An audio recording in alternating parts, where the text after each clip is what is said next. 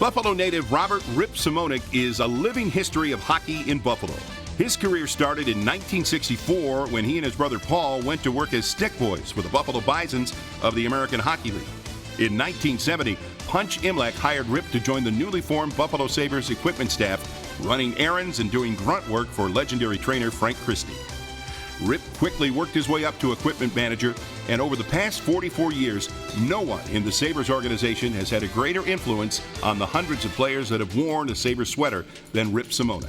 He is the last original Sabres employee, and his far-reaching impact has been felt both on and off the ice in Buffalo and throughout the NHL.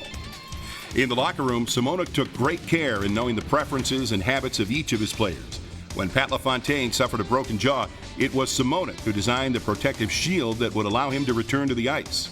Together with Dominik Hasek, Simonick pioneered the skate-sharpening parameters for goalies that are still used throughout the NHL today.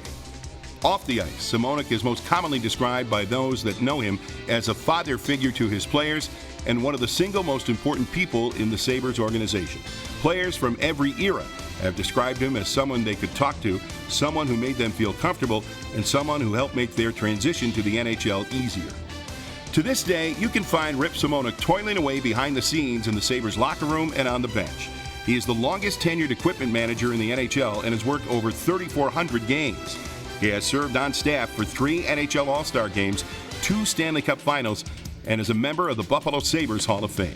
He is revered among Sabres players past and present as the unsung hero that has kept the team together through the years.